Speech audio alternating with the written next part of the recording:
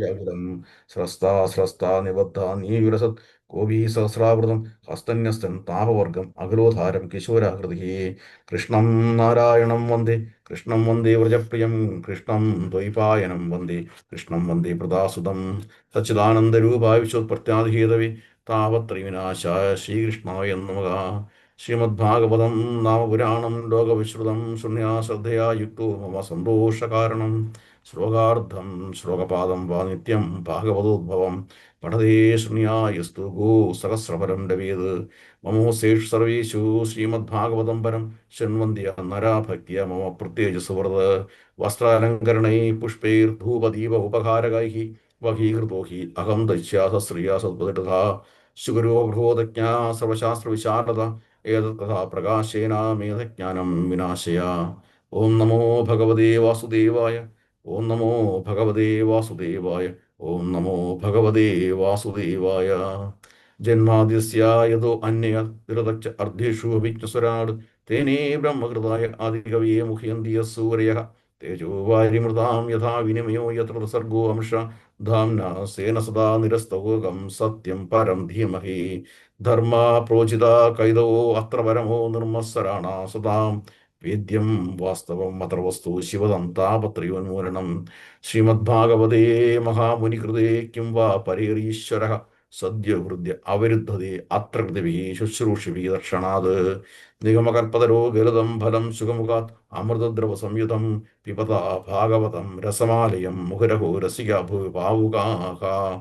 സൂതോവാച യം പ്രവ്രജന്തമനുപേതമവേദകൃത്യം ദ്വൈപായനോ വിരഹകാതര ആജുഗാവ പുത്രേതി തന്മയതയതരവോ അവിനീതോ സംസർവഭൂതഹൃദയം മുനിമാനതോസ്മി യസ്സാനുഭാവം അഖിലശ്രുതിസാരമേകം അധ്യാത്മദീപം അതിദീർഷതാം തമോന്തം സംസാരിണാം കരുണയാഹ പുരാണഗുഹ്യം തം വ്യാസസൂനിം ഉപയാമി ഗുരും മുനീനാം. നാരായണം നമസ്കൃത്യ നരം ചൈവ നരോത്തമം ദേവീം സരസ്വതിം വ്യാസം തതോ ജയമുദീരേ. മുഖം കരോതി വാചാലം പങ്കും ലംഘയതേ ഗിരിം യത്കൃപാതമഹം വന്ദേ പരമാനന്ദമാധവം. നാരായണം നമസ്കൃത്യ നരം ചൈവ നരോത്തമം ദേവീം സരസ്വതിം വ്യാസം തതോ ജയമുദീരേ. ഓം തത്സത്. ഹരേ കൃഷ്ണ. ശ്രേഷ്ഠരായ അനന്തപത്മനാഭ സത്സംഗത്തിലെ എല്ലാ ഭക്തന്മാരെയും ഈ ഒരു സുദിനത്തിൽ, ശ്രേഷ്ഠമായ ദിനത്തിൽ കാണാൻ സാധിക്കുന്നതിൽ എൻ്റെ പ്രണാമം. ഹരേ കൃഷ്ണ. എന്താ ശ്രേഷ്ഠമായ ദിവസം ഇന്നത്തെ ദിവസം? ദ്വാദശി. ദ്വാദശിക്കുള്ള പ്രത്യേകത എന്താ?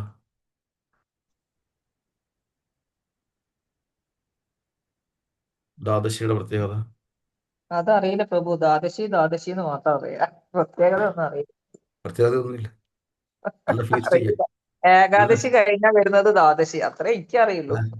നല്ല ഫീസ്റ്റിംഗ് അത്ര തന്നെ. ദ്വാദശി വളരെ നമ്മൾ വൈഷ്ണവര് വളരെ ശ്രേഷ്ഠമായി ആചരിക്കേണ്ടതാണ് ദ്വാദശി. വൈഷ്ണവരെ, ബ്രാഹ്മണരെ ഗൃഹണത്തിലേക്ക് വിളിക്കുക, യജ്ഞദാനങ്ങൾ ചെയ്യുക, അവർക്ക് പ്രസാദം കൊടുക്കുക. ഇതുപോലൊരു ദിവസമായിരുന്നു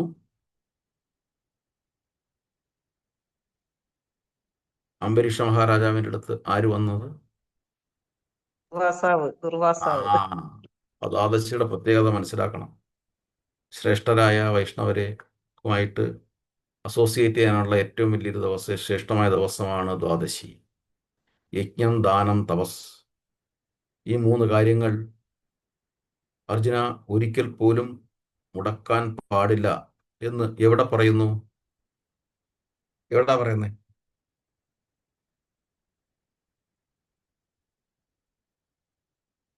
അർജുനടുത്ത് പറഞ്ഞു നിർത്തുക. അർജുനോട് പറഞ്ഞു നിർത്തുകയാണ്, എല്ലാം കൺക്ലൂഡ് ചെയ്ത് നിർത്തുകയാണ്. അപ്പൊ എവിടെ?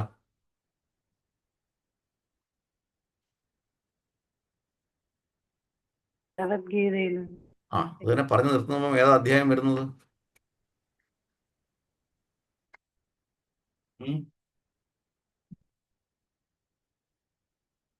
പറഞ്ഞു നിർത്തുമ്പോൾ അധ്യായം ഏതാ വരുന്നത്? 18-ാമത്തെ. ചിന്തിക്കാൻ എന്താ? അപ്പം 18-ാമത്തെ അധ്യായത്തില് നമ്മൾ ചെയ്യുന്ന കാര്യങ്ങളൊന്നും വെറുതെ ആരെങ്കിലും പറയുന്നതല്ല. എല്ലാം വളരെ കൃത്യമായി നമ്മുടെ സ്ക്രിപ്ചറിൽ ഉള്ളതാണ്. ഉം.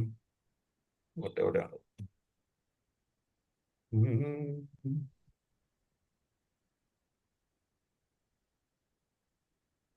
18-ലെ അഞ്ചെടുത്തേ.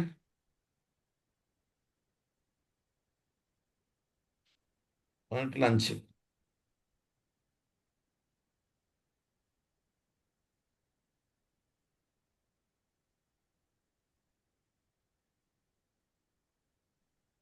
എടുത്തു പ്രഭു.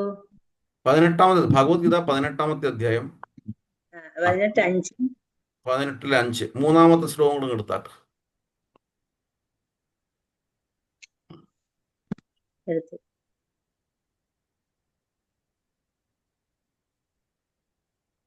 വായിക്കാനോ? ആ വായിച്ചു. ഓം നമോ ഭഗവതേ വാസുദേവായ. 18-ലെ 5.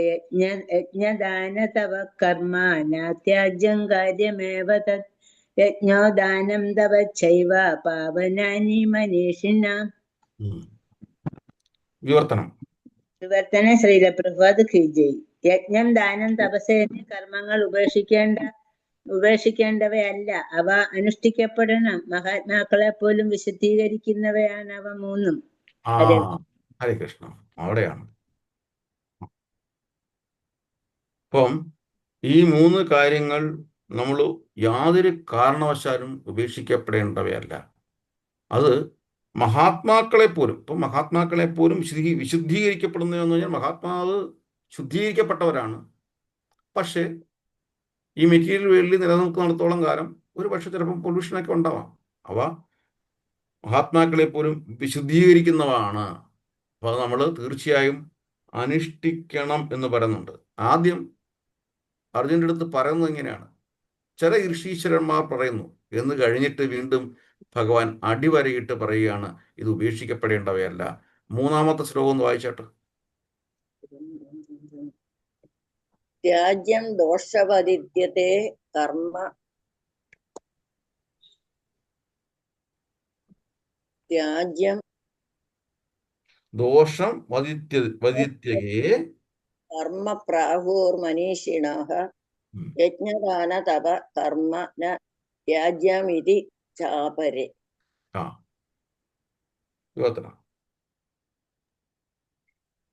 ചില മനീഷികൾ എല്ലാ കാമ്യകർമ്മങ്ങളും ദോഷകരങ്ങളാകിയാൽ ത്യജിക്കണമെന്ന് ബുദ്ധിമാന്മാരായ ചിലർ പറയുന്നുണ്ട്. യജ്ഞം, തപസ്, ദാനം എന്നിവ ഒരിക്കലും ഉപേക്ഷിക്കാൻ പാടില്ലെന്ന് മറ്റു ചില ഋഷികൾ അഭിപ്രായപ്പെടുന്നു. അപ്പം ബാക്കിയെല്ലാം നമുക്ക് ത്യജിക്കണം. പക്ഷേ 3 കാര്യങ്ങൾ നമ്മൾ ജീവിതത്തിൽ ഉപേക്ഷിക്കാൻ പാടില്ല: യജ്ഞം, ദാനം, തപസ്. യത് കരോഷ്യതസ്നാസി യജ്ജുഘോഷ്യദാസ്യത് യത് തപസ്യസ്യ കൗന്ദേയ തത് കുരുഷ്വമതർപ്പണം.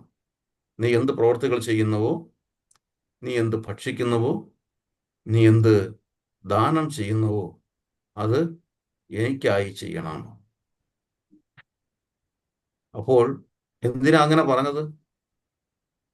ഈ മനുഷ്യജന്മം എന്തിനു വേണ്ടിയിട്ടുള്ളതാ? സൽക്കർമ്മം ചെയ്യുന്നതിന് വേണ്ടി, ഭഗവാനെ പൂജിക്കുന്നതിന് വേണ്ടിയും. അത് തന്നെ. ആത്യന്തികമായി എന്തിനു വേണ്ടിയിട്ടാണ് മനുഷ്യജന്മം വന്നിരിക്കുന്നത്? സാക്ഷാത്കാരനാണ്. ഇനിയൊരു ജന്മം ഉണ്ടാകാതിരിക്കാൻ, ആത്യന്തികമായി ഭഗവാന്റെ സേവന കർമ്മങ്ങളിൽ ഏർപ്പെട്ട് മുന്നോട്ട് പോകുവാൻ, നമ്മുടെ പരമമായ ധാമത്തിലേക്ക് തിരിച്ചെത്തുവാൻ. നമ്മളെല്ലാവരും ഭഗവാന്റെ അംശങ്ങളാണ്. നമ്മൾ ഭഗവാന്റെ കുടുംബക്കാരാണ്. നമ്മൾ ആരും അന്യരല്ല. ഭഗവാന്റെ കുടുംബത്തിൽപ്പെട്ടവരാണ് നമ്മൾ. ആ തറവാട്ടിലേക്കാണ് നമ്മൾ തിരിച്ചു പോകേണ്ടത്. അതിനുള്ളൊരു ഭാഗ്യമാണ് നമുക്ക് മനുഷ്യജന്മം തന്നിരിക്കുന്നത്, അതും ഭാരതത്തിൽ. അപ്പോൾ ആ ജന്മത്തെ നമ്മൾ തിരിച്ചറിഞ്ഞ്, ഭാരതം ഈ ഭൂപ്രദേശവുമല്ലയോ, കാലമെന്ന് കലിയുഗമല്ലയോ, മനസ്സോടെയാണെങ്കിലും മനസ്സില്ലാതെയാണെങ്കിലും മറ്റുള്ളവർക്ക് വേണമെന്നാകിലും മൂകരെ അങ്ങൊഴിച്ചുള്ള മാനുഷർ കൃഷ്ണ മുകുന്ദ ജനാർദ്ദന എന്ന് ഇങ്ങനെ കൃഷ്ണ കൃഷ്ണ മുകുന്ദ ജനാർദ്ദന കൃഷ്ണ ഗോവിന്ദ നാരായണ ഹരി അച്യുതാനന്ദ ഗോവിന്ദ മാധവ സച്ചിദാനന്ദ നാരായണ ഹരി. ആ വെറുതെ അല്ല പൂന്താനം പാടുന്നത്. അപ്പം ഈ മനുഷ്യജന്മം ഭഗവാനിലേക്ക് എത്താൻ വേണ്ടിയിട്ടുള്ള നമുക്കുള്ള ഓപ്പർച്യൂണിറ്റിയാണ്. ആ ഓപ്പർച്യൂണിറ്റിയാണ്, ആദ്യത്തെ സ്റ്റെപ്പാണ് അസോസിയേഷൻ, ഭഗവത്ഗീത പഠനം, ഭാഗവത പഠനം, ഹരേ കൃഷ്ണ മഹാമന്ത്രജപം, ഏകാദശി ഉപവാസങ്ങൾ, ദ്വാദശി യജ്ഞം, ദാനം, തപ ചെയ്യാനുള്ള അവസരങ്ങൾ. ആ അവിടെ നീ വീണ്ടും ഒരു വായിച്ചിട്ട് നമുക്ക് അതവിടെ നിർത്താം. ഒരു മിനിറ്റ്.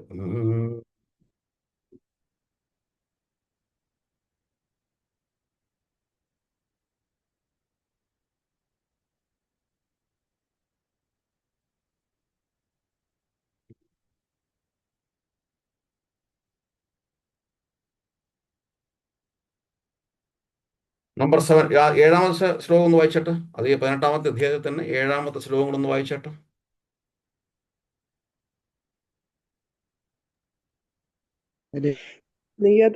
നിയതസ്യ തു സംന്യാസാ കർമ്മണോ നോപദ്യതേ മോഹത്തസ്യ പരിത്യാഗ താമസാ പരികീർത്തിതഃ.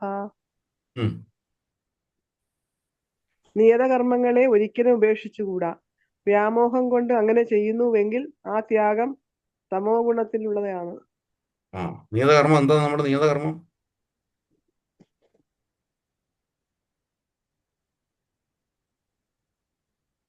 നിയതമായിട്ടുള്ള കർമ്മം എന്താണ്? 2 തരത്തിലാണ്. ഒന്ന്, നമ്മുടെ മെറ്റീരിയൽ ഡ്യൂട്ടി ഉണ്ട്, ചില കാര്യങ്ങളുണ്ട്. അതുപോലെ തന്നെ ആത്യന്തികമായ നിയതകർമ്മം ദാസോഹം തവ കേശവ നിർവിഘ്നേനൈവ കർത്തവ്യം ദാസോഹം തവ കേശവ. നിർവിഘ്നേനൈവ കർത്തവ്യം. നിർവിഘ്നെ, ഒരു തരത്തിലും മുറിയാതെ, ഇടമുറിയാതെ തുടർച്ചയായിട്ടുള്ള നിർവിഘ്നേനൈവ കർത്തവ്യം, നമ്മുടെ കർത്തവ്യമാണെന്ത്? ദാസോഹം തവ കേശവ, ഭഗവാനെ സേവിക്കാനുള്ള നമ്മുടെ നിയതമായ കർത്തവ്യമാണ്. അപ്പൊ അങ്ങനെ അതിന് വേണ്ടിയിട്ട് നമുക്ക് തീർച്ചയായിട്ടും മറ്റൊരു രീതിയിൽ കഷ്ടപ്പെടാം. ഫിസിക്കലി നമുക്ക് സഫർ ചെയ്യേണ്ട വരും. ആത്യന്തികമായി ഭഗവാനെ സേവനം ചെയ്യാനുള്ളതാണ്. 8-ാമത്തെ ശ്ലോകങ്ങളൊന്ന് വായിച്ചേട്ടെ. ദുഃഖമിത്യേവ യത്കർമ്മം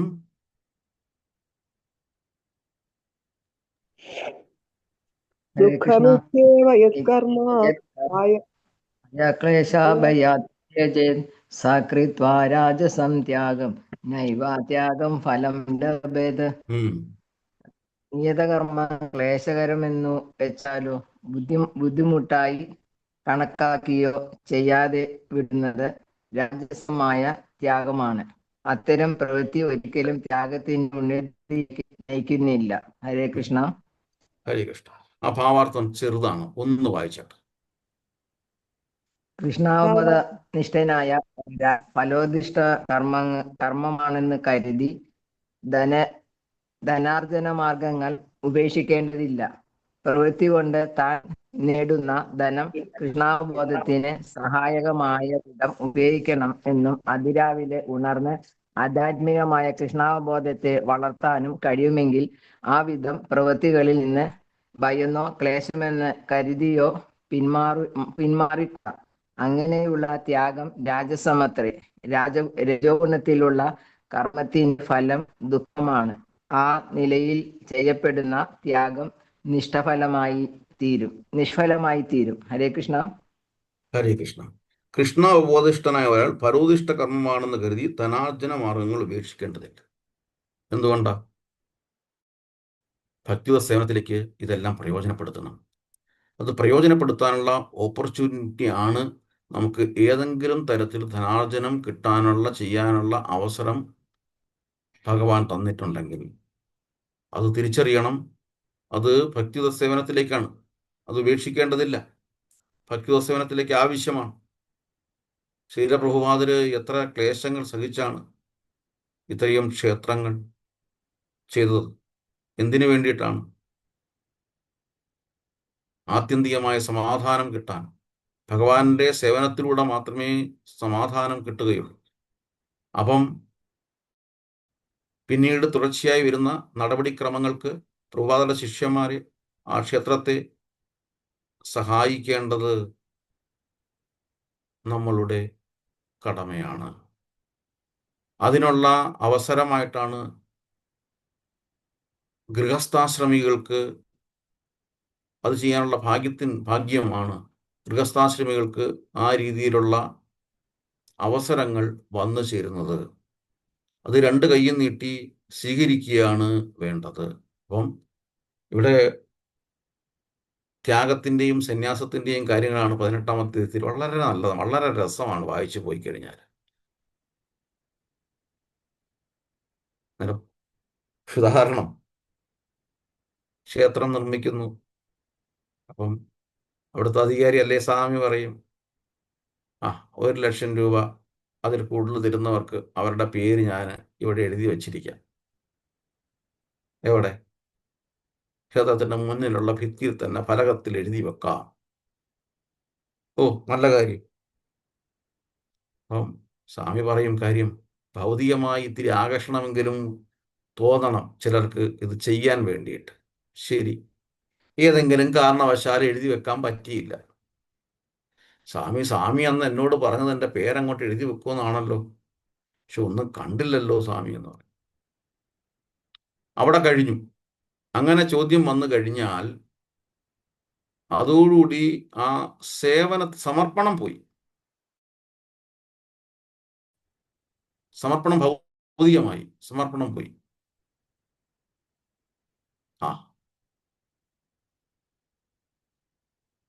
എൻ്റെ പേരിന് വേണ്ടിയിട്ടാണ് അത് സമർപ്പിച്ചത്, ഭഗവാന് വേണ്ടിയിട്ടല്ല സമർപ്പിച്ചത്. സ്വാമി ഏതോ രീതിയിൽ മറന്നുപോയി, അല്ലെങ്കിൽ മറ്റെന്തെങ്കിലും കാരണങ്ങൾ കാണും, അത് അവിടെ നിൽക്കട്ടെ. പക്ഷെ ചോദ്യം വന്നു കഴിഞ്ഞാൽ സമർപ്പണം പോയി. പറയുന്നത് മനസ്സിലാവുന്നുണ്ടോ? മനസ്സിലാവുന്നുണ്ടോ? ഹരേ കൃഷ്ണ. മനസ്സിലാവുന്നുണ്ട് പ്രഭു, മനസ്സിലായി പ്രഭു. ഭഗവാന്, അതെ, ശരിയാണത്. ഭഗവാന്റെ സേവനത്തിന് വേണ്ടിയിട്ട് ഉപയോഗിക്കുമ്പോൾ ഇവിടെ പേരല്ല ആവശ്യം. ആ ഒരു സംതൃപ്തിയാണ് നമുക്ക് വേണ്ടത്. അതിനു വേണ്ടിയിട്ടാണ് ഇത്തരം അവസരങ്ങൾ നമുക്ക് തരുന്നത്. അതുപോലെ തന്നെ ദ്വാദശി എന്ന് പറയുന്നത് ഭക്തരുമായിട്ട് ഒന്നിച്ചിരിക്കുവാനും സംവദിക്കുവാനും ഹരേ കൃഷ്ണ മഹാമന്ത്രം ജപിക്കാനും ഭഗവാന്റെ കഥകൾ കേൾക്കുവാനും, അതുപോലെ തന്നെ ഇതെല്ലാം യജ്ഞമാണ്. ആ യജ്ഞത്തിന് വേണ്ടിയിട്ടുള്ള കാര്യങ്ങൾ നമുക്ക് സ്വരുക്കൂട്ടാനും ദാനം ചെയ്യാനും ഒക്കെയുള്ള അവസരങ്ങളാണ്. അതായത് ചുരുക്കി പറഞ്ഞു കഴിഞ്ഞാൽ വളരെ ലളിതമായി നമുക്ക് മോക്ഷം കിട്ടി ഭഗവാന്റെ ധാമത്തിലേക്ക് പോകാനുള്ള ഒരു അവസരമാണ് ദ്വാദശി. ആ ദ്വാദശി ചെയ്യണമെന്നുണ്ടെങ്കിൽ ഏകാദശി ചെയ്തേ പറ്റത്തുള്ളൂ. അപ്പോൾ ഏകാദശി ഇമ്പോർട്ടൻ്റ് പറയേണ്ടതില്ലല്ലോ, ഇല്ലേ? ശരിയല്ലേ?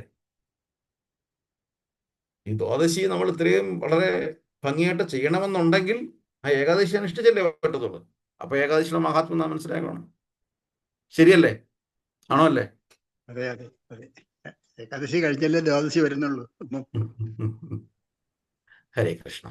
നമ്മൾ ശ്രീമദ് മഹാഭാഗവതം പ്രഥമസ്കന്ധം എല്ലാ ശ്ലോകങ്ങളും കഴിഞ്ഞു അല്ലേ? അല്ല, ഫസ്റ്റ് ശ്ലോകം കഴിഞ്ഞു അല്ലേ? വായിച്ചു, നമ്മൾ പുറപ്പെട്ടെല്ലാം വായിച്ചു തീർത്തു അല്ലേ? തീർന്നു പ്രഭു. ഒന്നാമത്തെ ശ്ലോകത്തിന്റെ കഴിഞ്ഞു. 1, 2, 3 ശ്ലോകമാണെന്ന് വായിക്കണമെന്ന് തോന്നിയത് വളരെ ശ്രേഷ്ഠമായിട്ടുള്ളതാണ്. പ്രത്യേകിച്ച് ഗുരുദീക്ഷ എടുക്കുന്നവരോട് ഗുരുവിൻ്റെ നിർദ്ദേശം അവരെടുക്കുന്നതിന് മുമ്പായിട്ട് ശ്രീമദ് മഹാഭാഗവതം 1, 2, 3 സ്കന്ധങ്ങൾ തീർച്ചയായിട്ടും വായിച്ചിരിക്കണം. ഭഗവത്ഗീത പഠിച്ചിരിക്കണം. ഭക്തിരസാമൃത സിന്ധു, ചൈതന്യ ചരിതാമൃതം, ഇത്രയും വായിച്ചിരിക്കണം എന്നുള്ളതാണ്. ആദ്യമായിട്ട് കേട്ടുന്നവർക്ക് ഇതിൽ എന്തെങ്കിലും കാര്യമുണ്ടോ എന്ന് ചിന്തിക്കാം, സ്വാഭാവികം. പക്ഷേ വായിച്ച് കഴിയുമ്പോഴാണ് അത് പറഞ്ഞതിൻ്റെ പൊരുൾ നമുക്ക് പൂർണ്ണമായും മനസ്സിലാക്കാൻ സാധിക്കുന്നത്.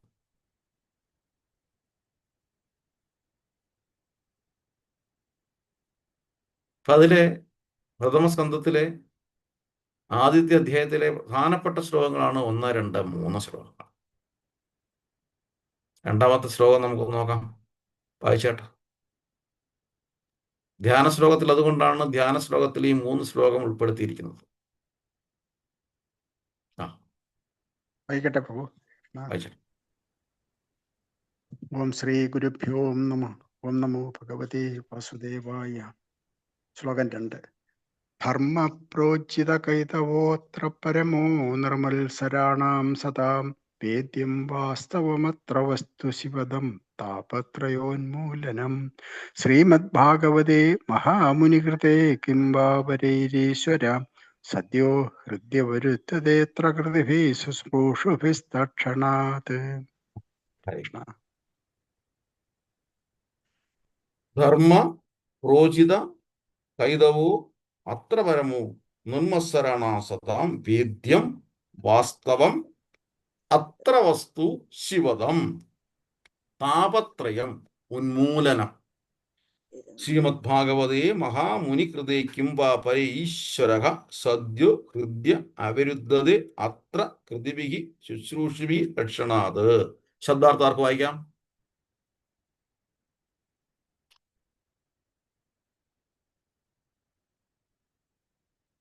ധർമ്മം ആർക്ക് വായിക്കാം? വായിച്ചോളൂ.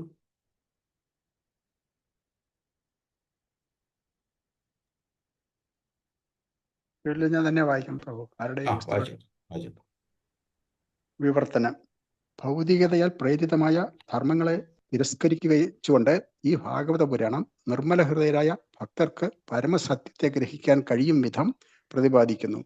ഏവരുടെയും ക്ഷേമ താൽപര്യാർത്ഥം മിഥ്യയിൽ നിന്നും വേർതിരിക്കപ്പെട്ട യാഥാർത്ഥ്യ സത്യമത്രേ പരമസത്യം. ആ സത്യം ത്രിവിധ ക്ലേശങ്ങളെയും ഉന്മൂലനം ചെയ്യുന്നു. മുനിശ്രേഷ്ഠനായ വ്യാസദേവൻ തൻ്റെ പരിപക്വ അവസ്ഥയിൽ രചിച്ച മനോജ്ഞഗംഭീരമായ ഈ ഭാഗവതം ഭഗവത് സാക്ഷാത്കാരത്തിന് ഉതകും വിധം സ്വയം പര്യാപ്തമാണ്. എന്നിരിക്കെ മറ്റൊരു ധർമ്മശാസ്ത്രത്തിന്റെ ആവശ്യമെന്ത്? വിനയത്തോടെ ഒരുവൻ ഭാഗവത സന്ദേശം സശ്രദ്ധം ശ്രവിക്കുമ്പോൾ ഹൃദയത്തിൽ ഈ ജ്ഞാന സംസ്കരണത്താൽ അവന്റെ ഹൃദയത്തിൽ ഭഗവാൻ തൽക്ഷണം വാസമുറപ്പിക്കുന്നു. കൃഷ്ണ ഹരേ കൃഷ്ണ. ഈ ശാസ്ത്രം ഭാഗവത മഹാത്മ്യത്താൽ സവിനയത്തോടെ സശ്രദ്ധമായി ഭാഗവത സന്ദേശം ശ്രവിക്കുന്ന ഒരാളുടെ മനസ്സിൽ തൽക്ഷണം ഭഗവാൻ വാസമുറപ്പിക്കുന്നു. ഭാഗവതം തുടങ്ങേണ്ടത് ഭാഗവത മഹാത്മ്യത്തിലൂടെയാണ്. ഭാഗവതം അവസാനിപ്പിക്കേണ്ടത് ഭാഗവതത്തിനെ സ്തുതിച്ചുകൊണ്ടാണ്. നമ്മുടെ നാട്ടിൽ എത്ര സപ്താഹങ്ങൾ നടക്കുന്നുണ്ടോ?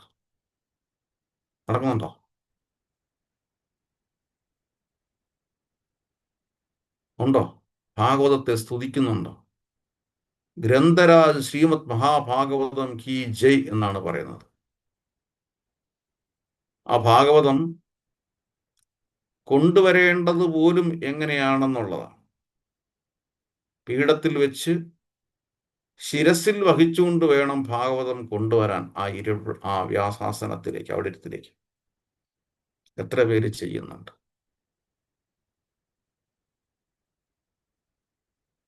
അതുപോലെ തന്നെ ആ സപ്താഹം കഴിഞ്ഞ് ഭാഗവത കഥയെല്ലാം കഴിഞ്ഞ്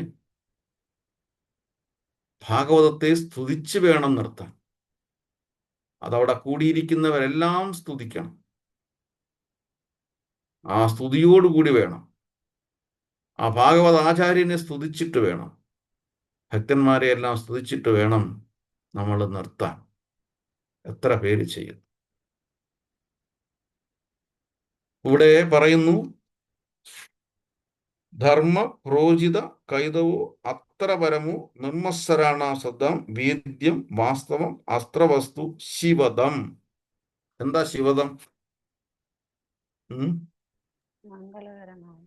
എന്തോ മംഗളകരമായ മംഗളകരമായിട്ട് ഒറ്റ വാക്കെടുത്താൽ മതി. നമ്മുടെ ജീവിതത്തിൽ മംഗളകരമാകും. എങ്ങനെ? താപത്രയ ഉന്മൂലനം. ജീവിതത്തിലെ 3 വിഷമങ്ങളെ എടുത്തു കളയുമെന്നർത്ഥം. നാട്ടിൽ പരക്കെ ഒരു പേരുദോഷമുണ്ട് ഭഗവാന്, കൃഷ്ണന്. ഒന്നും സഹായിക്കത്തില്ലെന്നാണ്. വെറുതെ നോക്കിയിരുന്ന് കളയും. അല്ലേ? അങ്ങനല്ലേ? ആണോ? കേട്ടിട്ടോ? ഉണ്ട്, കേട്ടിട്ടുണ്ട് പ്രഭു, കേട്ടിട്ടുണ്ട്. പക്ഷേ ശ്രീമദ് മഹാഭാഗവത്തിന്റെ ആദ്യം തന്നെ പറഞ്ഞിരിക്കുന്നത് എന്താണ്? നിങ്ങളുടെ വിഷമങ്ങളെല്ലാം ഞാൻ എടുത്തു കളയുമെന്നാണ്. എത്ര അപരാധം നമ്മൾ പറയുന്നത്. അപ്പം നമ്മൾ പഠിക്കാതാണ് കാര്യങ്ങൾ ചെയ്യുന്നത്. ഇതിനാണ് ഗുരുശിഷ്യ ബന്ധം വേണമെന്നുള്ളത്. ക്ഷിപ്രം ഭവതി ധർമാത്മ ശ്വശാന്തി നികച്ചതി കൗന്ദേയ പ്രതിജാനീഹി ന മേ ഭക്യ പ്രണശ്യതി. അതിനാ നീ ഉറക്ക പ്രഖ്യാപിച്ചോളൂ. നീ കേട്ടോളൂ എന്നല്ല പറഞ്ഞ, നീ ഉറക്ക പ്രഖ്യാപിച്ചോളൂ, എൻ്റെ ഭക്തന് ഒരിക്കലും നാശം സംഭവിക്കത്തില്ല. ആസ്പത്രിയുടെ മുന്നിൽ ചെന്ന് നിന്നും പറഞ്ഞിട്ട് അസുഖം മാറുമോ?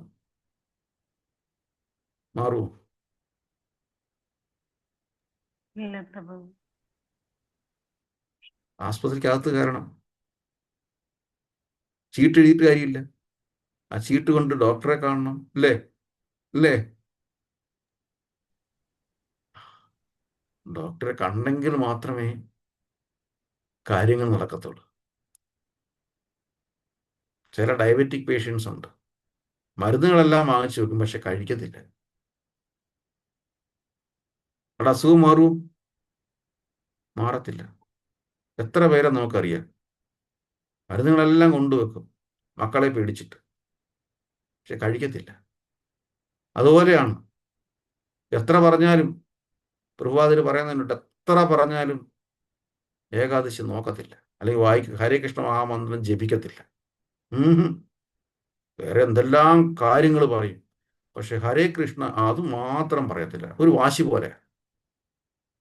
ഈ അടുത്തിടയ്ക്ക് ഒരാളെ കണ്ടു. അദ്ദേഹം ഏകാദശിയുടെ തലേന്ന് ഇവിടെ സഹകരിക്കുന്ന ഒരാൾ തന്നെ. അദ്ദേഹം ഈ സാബുദാന നമ്മുടെ ചൗവരി ഉണ്ടാക്കിക്കൊണ്ടു. ഞാൻ പറഞ്ഞത് സൂപ്പറാ, നല്ലതാ, എനിക്ക് ഭയങ്കര ഇഷ്ടമാണ്. നാളെ ആയിരുന്നെങ്കിലുണ്ടല്ലോ ഒരു ഏകാദശി കൂടെ. ഞാൻ ഏകാദശി ഞാൻ നോക്കാം, ഞാൻ അങ്ങനെ നോക്കിയിട്ടൊന്നുമല്ല ഞാനിത് വാങ്ങിച്ചു കഴിക്കും. അല്ല, ഇത് ആ ദിവസം നിങ്ങൾ സെലക്ട് ചെയ്ത് കഴിഞ്ഞാൽ അത് ഏകാദശിയുടെ കൂടെ ഇത് കിട്ടും, ബെനഫിറ്റ് കിട്ടും. ഏകാദശി അങ്ങനെ നോക്കാൻ പാടില്ല. പുതിയൊരു അറിവാണ് എനിക്ക് കിട്ടിയത്. ആരോ അദ്ദേഹത്തെ തെറ്റിദ്ധരിപ്പിച്ചു.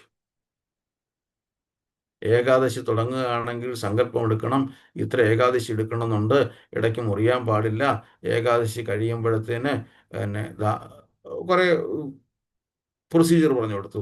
ഇത്ര ദാനം ചെയ്യണം, ഇത്ര ആൾക്കാരെ വിളിക്കണം, അപ്പോൾ അതുകൊണ്ട് ഇടയ്ക്ക് മുറിയാൻ പാടില്ല. ഇത് പേടിച്ചിട്ട് ദേഹം എടുക്കുന്നില്ല. എൻ്റെ അമ്മ ഞാൻ എടുത്തുകൊണ്ടിരുന്നതാണ്, അമ്മയുടെ കാലിന് നീരുണ്ടായിരുന്നു, ആ നീരെല്ലാം മാറി, ബെനഫിറ്റ് ഉണ്ടായി, കാലിന് നീരെല്ലാം മാറി, ഏകാദശി എടുത്തു. പക്ഷേ അമ്മയ്ക്ക് പിന്നീട് അങ്ങോട്ട് പോകുമ്പം പ്രായമായില്ലേ, അതുകൊണ്ട് ആരോഗ്യമൊക്കെ പോയി. അപ്പോൾ ആഹാരം കഴിക്കാൻ പറ്റാതായി, ആഹാരം ഒഴിവാക്കാൻ പറ്റാതായി, അതുകൊണ്ട് ഏകാദശി നിർത്തി. ശരി, ഓക്കെ. അപ്പോൾ ആ നിർത്തിയ കാര്യം നമ്മുടെ വീട്ടിൽ ഒരു പൂജാരി വന്നു, പറഞ്ഞു അതുകൊണ്ടാണ് ബാക്കിയുള്ള പ്രശ്നങ്ങളെല്ലാം ഉണ്ടായിരിക്കുന്നത്, ഇങ്ങനെ ഇടയ്ക്ക് കയറി നിർത്താൻ പാടില്ല, കണ്ടിന്യൂ ചെയ്യണം, അവ നിർത്തുവാണെങ്കിൽ ഇത്രയൊക്കെ പ്രൊസീജിയർ വേണം. എവിടെങ്കിലും കേട്ടിട്ടുണ്ടോ ഇങ്ങനെ? ഉണ്ടോ? ഇല്ല. ഇത്തരം തെറ്റിദ്ധാരണകളൊക്കെയാണ് പ്രശ്നങ്ങൾ ഉണ്ടാക്കുന്നത്. ഞാൻ പറഞ്ഞതൊന്നുമല്ല. നിങ്ങളുടെ കഴിവുകളാൽ എത്രത്തോളം നിങ്ങൾക്ക് എടുക്കാൻ പറ്റുമോ അത്രത്തോളം എടുക്കുക. ഇത്തരം തെറ്റിദ്ധാരണകളെല്ലാം ഒഴിവാക്കുക. നിങ്ങൾ ഏതായാലും ഇന്ന് സാബുദാനയാണ് കഴിച്ചത്, അതുപോലെ അത് ഏകാദശി ദിവസം എടുത്ത് കഴിക്കൂ. എത്ര സുന്ദരമാണ് അത്! നിങ്ങൾക്ക് ജീവിതത്തിലെ വിഷമങ്ങളെ മാറ്റും. ആ വിഷമങ്ങളെ മാറ്റുമ്പോൾ ജീവിതത്തിന് ഒരു മനസമാധാനം ഉണ്ടാകും. അതുകൊണ്ടാണ് ഭഗവാനെ മംഗളം തരുന്നവൻ എന്ന് പറയുന്നത്.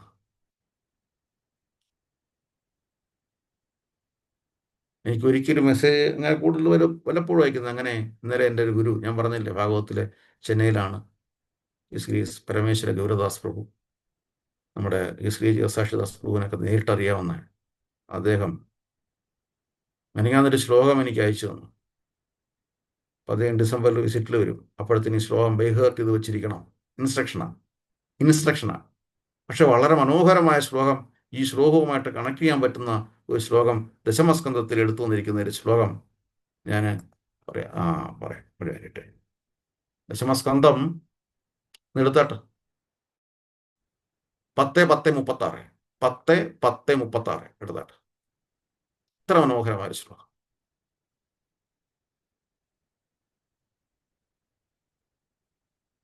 ഇങ്ങനെയാണ് അദ്ദേഹം, ആ ഗുരു ഇങ്ങനെയാണ്. ഇടയ്ക്കിടയ്ക്ക് ഒരു ശ്ലോകം പറയും, ഇത് ബൈഹാർട്ട് വെച്ച് തച്ചിട്ട് എന്ന് പറയും. എടുത്തോ 10:10:36.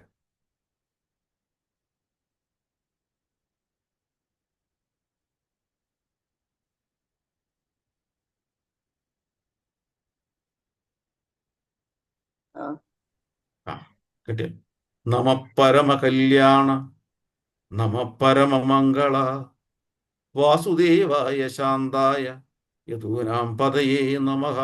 വായിച്ചാട്ടോ. അപ്പൊ എത്രാമത്തെ ബുക്കാണ്? ദശമസ്കന്ധം. എത്രാമത്തെ ബുക്ക്? ഒന്നാമത്തെ ആയിരിക്കും. 10-ാമത്തെ അധ്യായം വരും, 1-ാമത്തെ സ്കന്ധം, അതല്ല 1-ാമത്തെ ഭാഗം. 10:10:36.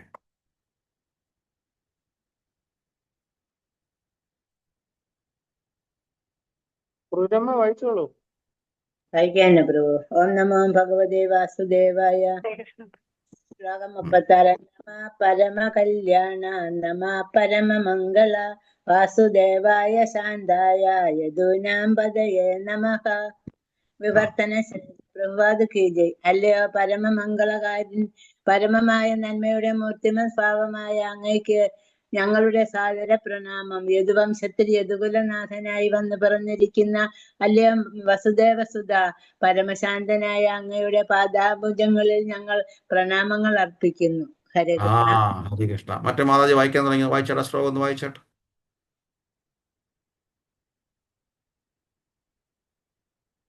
വായിച്ചേട്ടോ. മാതാജി നമ പരമ കല്യാണ. ഇവിടെ റേഞ്ചിന്റെ ഒരു പ്രശ്നമുണ്ട്, അതാ. അതെ. നമ പരമ മംഗള വാസുദേവായ ശാന്തായ യദൂനാം പദയേ നമഃ. മാതാജി ആ ട്രാൻസ്ലേഷൻ ഒന്നുകൂടെ ഒന്ന് വായിച്ചാട്ടെ, വിവർത്തനം. ഹരേ കൃഷ്ണ.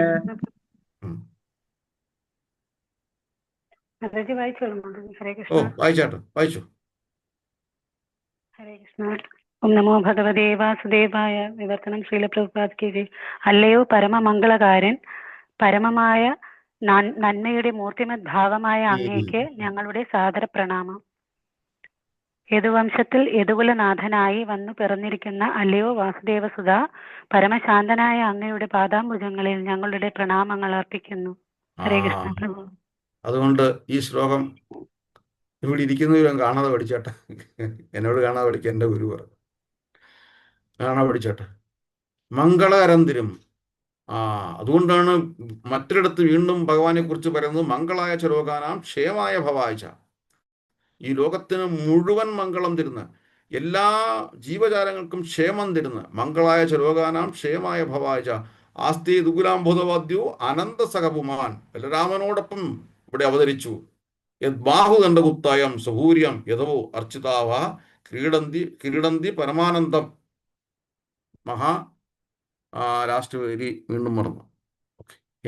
എനിവേ മഹാപുരുഷായ വാസന്തി.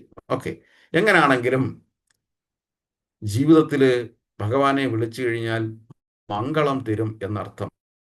മംഗളം തരാൻ വേണ്ടിയിട്ട് മാത്രമാണ് ബലരാമനോടൊപ്പം ഭഗവാൻ ഈ ഭൂമിയിൽ അവതരിച്ചത്. ഹരേ കൃഷ്ണ. മനസ്സിലാവുന്നുണ്ടോ?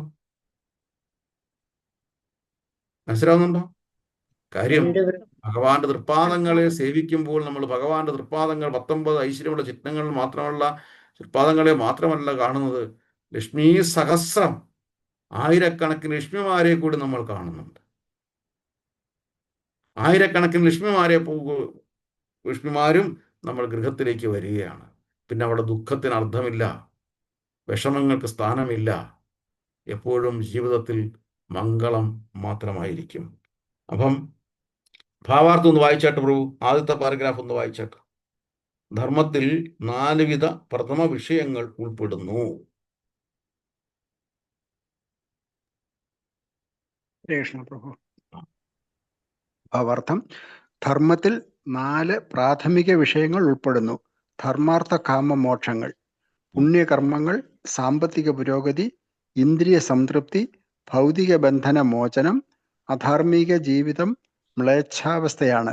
നിശ്ചയമായും മനുഷ്യജീവിതം ആരംഭിക്കുന്നത് ധാർമ്മികത തുടങ്ങുമ്പോഴാണ്. ആഹാരം, നിദ്രം, ഭയം, മൈഥുനം എന്നിവ മൃഗീയ ജീവിതത്തിന്റെ 4 തത്വങ്ങളാണ്. മനുഷ്യർക്കും മൃഗങ്ങൾക്കും ഇവ പൊതുവായുള്ളതാണ്. എന്നാൽ ധർമ്മം മനുഷ്യന്റെ അധിക സ്വഭാവമാകുന്നു. ധർമ്മരഹിതമായ മനുഷ്യജീവിതം മൃഗജീവിതത്തെക്കാൾ ഒട്ടും മേന്മയുള്ളതല്ല. ആകയാൽ മനുഷ്യന് ഈശ്വരനുമായുള്ള ശാശ്വത ബന്ധത്തെ പരാമർശിക്കുകയും ആത്മസാക്ഷാത്കാരത്തിനെ ലക്ഷ്യം വയ്ക്കുകയും ചെയ്യുന്ന മതാചാരങ്ങൾ ഏതെങ്കിലും രൂപത്തിൽ മനുഷ്യ സമൂഹത്തിൽ ഉണ്ടാകാറുണ്ട്. നോക്കണം. ഹരേ കൃഷ്ണ. ധർമ്മപ്രോജിത കൈതവോ അത്ര പരമോ ധർമ്മം, ധർമ്മം സാക്ഷാത് ഭഗവത് പ്രണീതം. ഇവിടെ പറഞ്ഞിരിക്കുന്നു, അധർമ്മ ജീവിതം മ്ലേച്ഛാവസ്ഥയാണ്. നിശ്ചയമായും മനുഷ്യജീവിതം ആരംഭിക്കുന്നത് ധർമ്മ ആരംഭത്തിലാണ്. ധർമ്മം ഭഗവാനുമായിട്ട് ബന്ധപ്പെടുന്നതാണ്. ഭഗവാനുമായിട്ട് ബന്ധപ്പെടുത്തിക്കൊണ്ട് മാത്രമേ നമുക്ക് ജീവിതത്തിൽ ക്ലേശങ്ങളെ ഒഴിവാക്കാൻ സാധിക്കുകയുള്ളൂ. പണ്ട് ശരി, നമ്മൾ കുറച്ച് വർഷങ്ങൾക്ക് പുറകെ പോകാം. പ്രഷർ, 2 രോഗങ്ങൾ പറഞ്ഞു പോയിക്കോളൂ. 2 രോഗങ്ങൾ ആർക്ക് മാത്രമായിരുന്നു? ഒരുപാട് പണമുള്ളവർക്ക്. ഹരേ കൃഷ്ണ. ഒരുപാട് പണമുണ്ട്. ധനികർക്ക് മാത്രമായിട്ട് വെച്ചിട്ടുള്ള 2 രോഗങ്ങളായിരുന്നു. ഏതൊക്കെയാ? തമാശയാണ്. ഏതൊക്കെയാ? ഷുഗറും പ്രഷറും. അത് ഒരു പത്രാസുമാതിയായി ആ കാലഘട്ടത്തിൽ. ചിലർ വന്ന് പറയും, ഓ അവന് പ്രഷറും ഷുഗറും ഒക്കെയാ കേട്ടോ എന്ന് പറയും.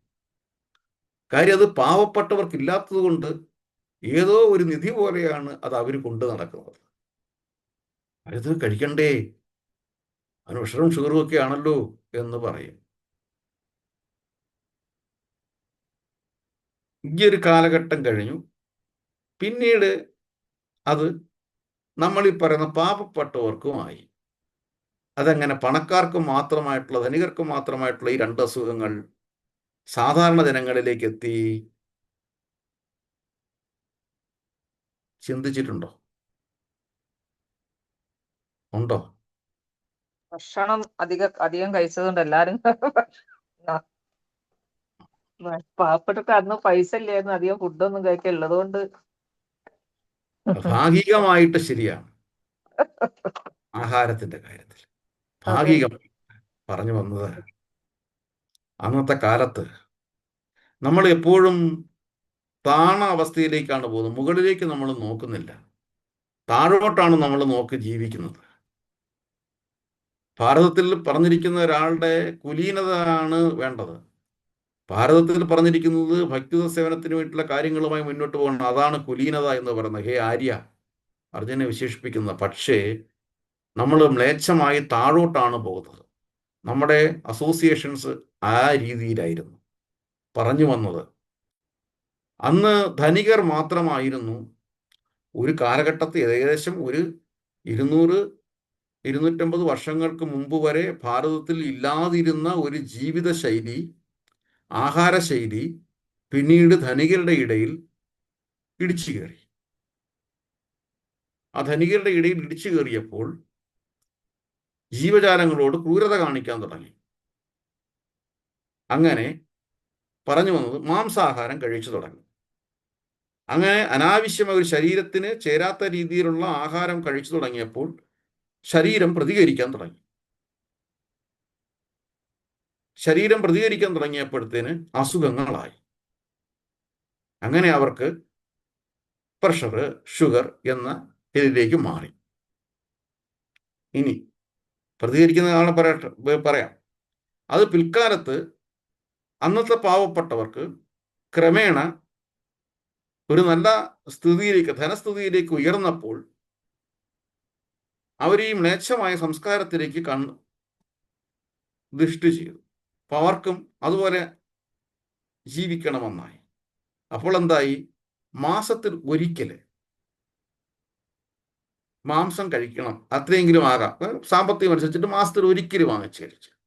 അങ്ങനെ മാസത്തിൽ ഒരിക്കലായി, പിന്നീട് ഇത് ആഴ്ചയിൽ ഒരിക്കലായി. ധനം മെച്ചപ്പെട്ടു വരികയാണ്. നോക്കണം, മെച്ചപ്പെട്ടു വരുമ്പോൾ, നമ്മുടെ സ്ഥിതി മെച്ചപ്പെട്ടു വരുമ്പോൾ മറ്റു ജീവജാലങ്ങളെ നമ്മൾ ഉപദ്രവിച്ചു തുടങ്ങി. പിന്നീടത് പ്രഭാത ഭക്ഷണത്തിൽ ഒഴിവാക്കാൻ പറ്റാത്ത ഒന്നായപ്പോൾ കഴിഞ്ഞ കാലഘട്ടത്തിൽ ധനികർക്ക് മാത്രമായിട്ടുള്ള അസുഖം ഈ പറഞ്ഞിരിക്കുന്ന പാവപ്പെട്ടവരിലോട്ട് വന്നു. അങ്ങനെ അത് ഒരു സാധാരണ അസുഖമായിട്ട് മാറി. ജീവിതത്തിൽ ഒരിക്കലും പൂർണ്ണമായും നീക്കിയെടുക്കാൻ പറ്റാത്ത 2 അസുഖങ്ങൾ നമുക്ക് വന്നുകൂടി. ഒരു ആതുര ശാസ്ത്രത്തിലും ഇത് കൃത്യമായ രീതിയിൽ നീക്കിയെടുക്കാമെന്ന് പറഞ്ഞിട്ടില്ല. എന്തുകൊണ്ട്? നമ്മുടെ ശരീരത്തിൽ അടിഞ്ഞുകൂടിയ കൊഴുപ്പ് എന്ന് മാത്രമല്ല, അതിനെടുത്ത് മാറ്റാം. പക്ഷേ ആ പാപം നമ്മുടെ ശരീരത്തിൽ വന്നിരിക്കുന്നത് കൊണ്ടാണ് അത് ഒരിക്കലും മാറ്റിയെടുക്കാൻ പറ്റാത്തത്. ആ വേദനയാണ് നമുക്ക് കാണാൻ പറ്റും. നാട്ടിൻപുറങ്ങളിൽ പോകുമ്പോൾ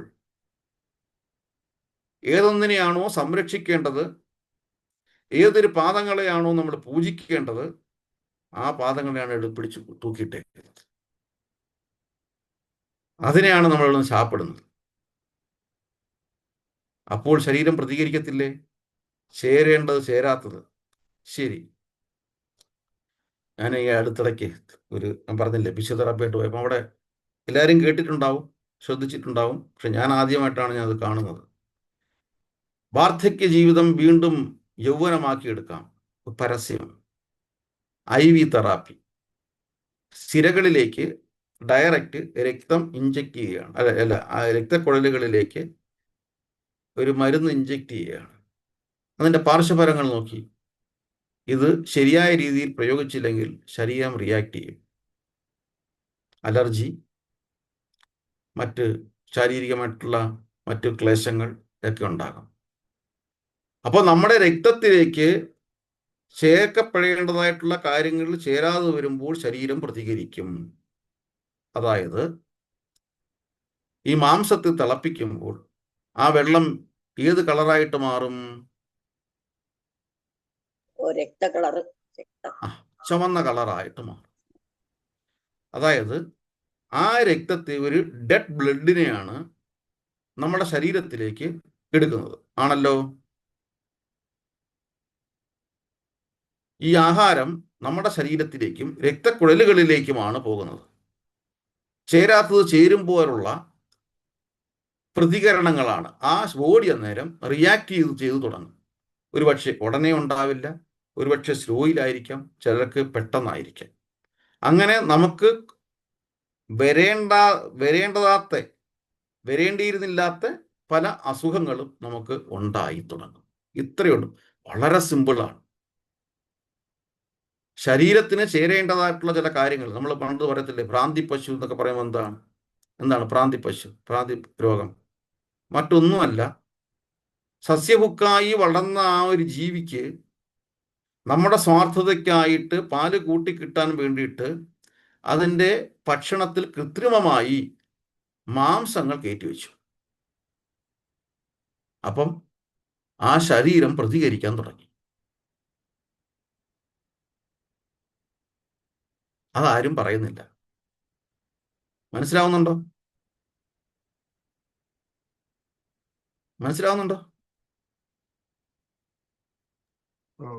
ശരിയാണ്. എത്ര ദോഷങ്ങളാണ് നമ്മൾ ചെയ്യുന്നത്. അപ്പം ശരീരത്തിന് ചേരാത്ത ഒരു സാധനത്തെ, ഒരു ഡെഡ് ബ്ലഡിനെ നമ്മൾ എന്നും കുടിക്കുകയാണ് ചെയ്യുന്നത്, അതായത് മാംസാഹാരം. തീർച്ചയായിട്ടും നമ്മുടെ ശരീരത്തിലുള്ള ബ്ലഡ് കണ്ടാമിനേറ്റഡ് ആവും, പൊള്യൂട്ടഡ് ആവും, അത് പ്രതികരിക്കാൻ തുടങ്ങും. മനുഷ്യൻ പുരോഗമിക്കുന്നത്, അല്ലെങ്കിൽ മനുഷ്യൻ്റെ ധനം കൂടുതൽ കിട്ടുക എന്നുള്ളത് നമ്മുടെ ശരീരത്തിന് ഉതകുന്ന രീതിയിൽ ജീവിക്കാൻ വേണ്ടിയിട്ടാണ്. ബാക്കിയുള്ള ധനം ഭക്തിയുത സേവനത്തിന് വേണ്ടിയിട്ടും കൂടിയാണ്. ഇതാണ് നമ്മൾ ചിന്തിക്കേണ്ടത്. പ്രഭുപാദിന് വീട്ടിൽ ഇരുന്നായിരുന്നെങ്കിൽ ഈ ശാസ്ത്രം നമുക്ക് കിട്ടുമായിരുന്നോ? ഇല്ല ഇല്ല സുരേഷ്. ഇല്ല. അദ്ദേഹത്തിൻ്റെ വാർദ്ധക്യാവസ്ഥയിൽ വൃന്ദാവനത്തു നിന്നും പുറത്തിറങ്ങി ഈ ലോകം മുഴുവൻ സഞ്ചരിച്ചത് നമുക്ക് സമാധാനം തരാൻ വേണ്ടിയിട്ടാണ്. നോബൽ സമാധാനത്തിനുള്ള സമ്മാനം പ്രഭുപാദർക്കാണ് കൊടുക്കേണ്ടത്, വേറെ ആർക്കുമല്ല. വേറെ ആരും അതിൽ ഒരാൾ പോലും അതിനർഹരല്ല, സീതാ പ്രഭുപാദരെ ഒഴിച്ചിട്ട്. സീതാ പ്രഭുപാദയ്ക്ക് ജയ്. അത്രയും വലിയൊരു ശാസ്ത്രമാണ് നമുക്ക് ഉപദേശിച്ചു തന്നത്. അടുത്ത ഇതിൻ്റെ കണ്ടീഷൻ നമുക്ക് അടുത്ത ആഴ്ച നോക്കാം. വാഞ്ചാകൽപ്പതരൂപ്യച്ച കൃപാ സിന്ധുഭ്യോച പതിതാനാം പാവനേഭ്യോ വൈഷ്ണവേഭ്യോ നമോ നമഃ. ഇതിനെക്കുറിച്ച് എന്തെങ്കിലും സംശയങ്ങളോ കാര്യങ്ങളൊക്കെ ഉണ്ടാവാം, ചോദിക്കാം, സമയമുണ്ട്. ഹരേ കൃഷ്ണ.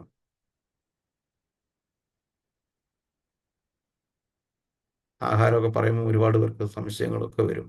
കാര്യം നമ്മൾ ഉപയോഗിക്കുന്നെങ്കിലും മറ്റുള്ളവർ നമ്മളോട് ചോദിക്കുന്നതൊക്കെയാണ് കാര്യങ്ങൾ. ഹരേ കൃഷ്ണ. എന്തെങ്കിലും സംശയം ചോദിക്കാനുള്ള സമയമാണ്. പ്രഭു ഷുഗർ വരുന്നത് മധുരം ഉപയോഗിക്കുന്നുണ്ടല്ലേ? എന്താ മാതാജി? ഷുഗർ വരുന്നതേ മധുരം ഉപയോഗിക്കുന്നുണ്ടല്ലോ കൂടുതൽ? അതെ, ഷുഗർ വരുന്നത് മധുരം ഉപയോഗിച്ചുകൊണ്ട് മാത്രമല്ല, എല്ലാ പദാർത്ഥങ്ങളിലും ഷുഗറിൻ്റെ കണ്ടൻസ് ഉണ്ട്, മധുരത്തിൻ്റെ കണ്ടൻസ് ഉണ്ട്.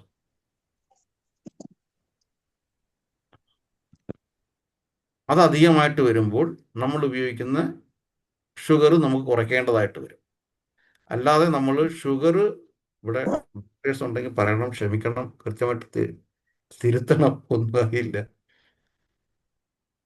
അപ്പോൾ നമ്മൾ കഴിക്കുന്ന ഷുഗർ നമുക്ക് കുറയ്ക്കേണ്ടതായിട്ട് വരും. അധ്വാനം കുറഞ്ഞില്ലേ?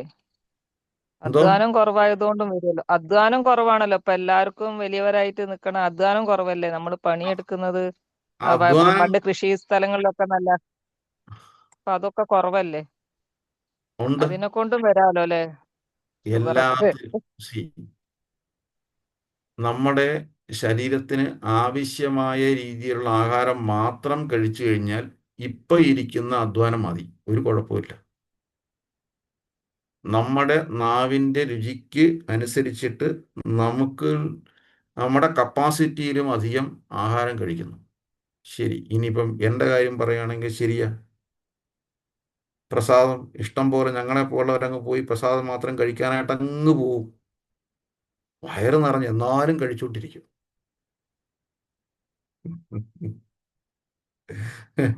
എന്ന് പറയുന്നതിൻ്റെ കൂട്ട് നമുക്ക് ആവശ്യമുള്ളത് എടുത്ത് കഴിച്ചാൽ. ഒരു പ്രാവശ്യം ശിലപ്രഭു കൃത്യമായിട്ട് രാവിലെ പ്രഭുപാദരുടെ ഒരു സ്പീച്ച് കേൾക്കുക, 2 മിനിറ്റും കേട്ടത് ഉള്ളത്. അതിൽ പറഞ്ഞിരിക്കുന്നത് അത് എന്നെക്കുറിച്ച് തന്നെയാണെന്ന് എനിക്ക് തോന്നി. ആഹാരം ഒരു പ്രായം കഴിഞ്ഞാൽ നമ്മൾ കുറയ്ക്കണം.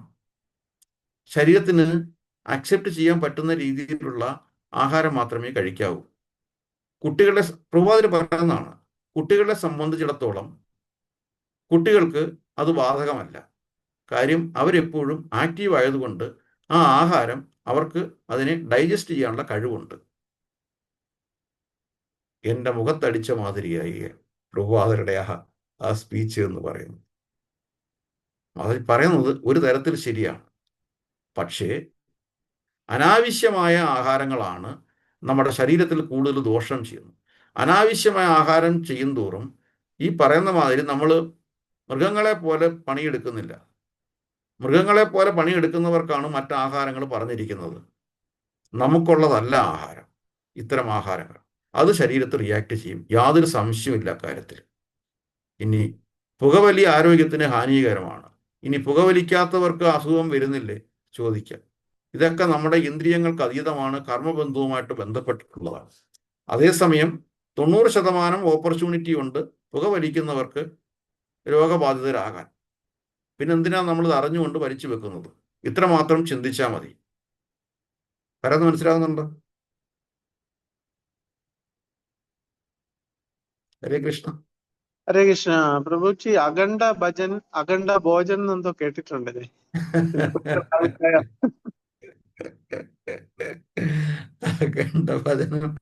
അഖണ്ഡ ഭോജനം ശയനം, അത് പറഞ്ഞില്ലല്ലേ? ഭജനം ഭോജനം ശയനം. ഹരേ കൃഷ്ണ പ്രഭു. എന്തെങ്കിലും ഒരു അസുഖമായിട്ട് ഡോക്ടർമാരുടെ അടുക്ക ചെല്ലുമ്പോൾ ഡോക്ടർമാര് പറയുന്നത് മത്സ്യവും മാംസവും ഒക്കെ കഴിക്കണമെന്നാണല്ലോ പ്രഭു. മത്സ്യവും മാംസവും കഴിക്കണം പറയും, പറയാതിരിക്കത്തില്ല. അതിന്റെയൊക്കെ കുറവുണ്ടാകും ശരീരത്തിൽ എന്നാ പറയുന്നത്.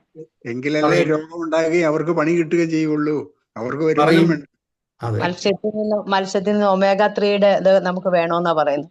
ഒമേഗ-3 മത്സ്യത്തിനേക്കാൾ ഏറ്റവും നല്ല ഒമേഗ-3 സോഴ്സ് ഞാൻ പറയാം. അവർക്ക് അറിവില്ലാത്തതുകൊണ്ടാണ്. എല്ലാവരും നമ്മുടെ 4 ഡിഫക്റ്റ് എന്താ മനുഷ്യന്റെ? പരിമിതമായ ഇന്ദ്രിയങ്ങൾ.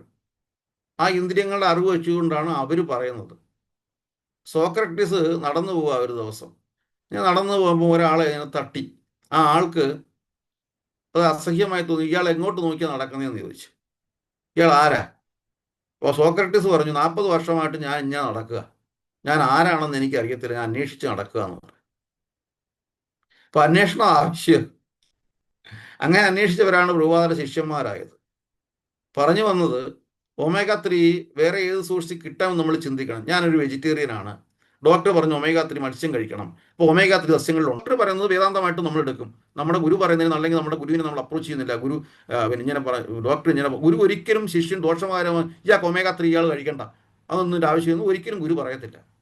ഒമേഗ-3 സോഴ്സ് പറഞ്ഞു തരും. ഫ്ലെക്സീഡ് ഏറ്റവും വലിയൊരു ഇതാണ്. അതായത് നമ്മുടെ ചണവിത്ത്, ഇതിനെ ഏറ്റവും കൂടുതൽ ഒമേഗ-3 കിട്ടുന്നതാണ്.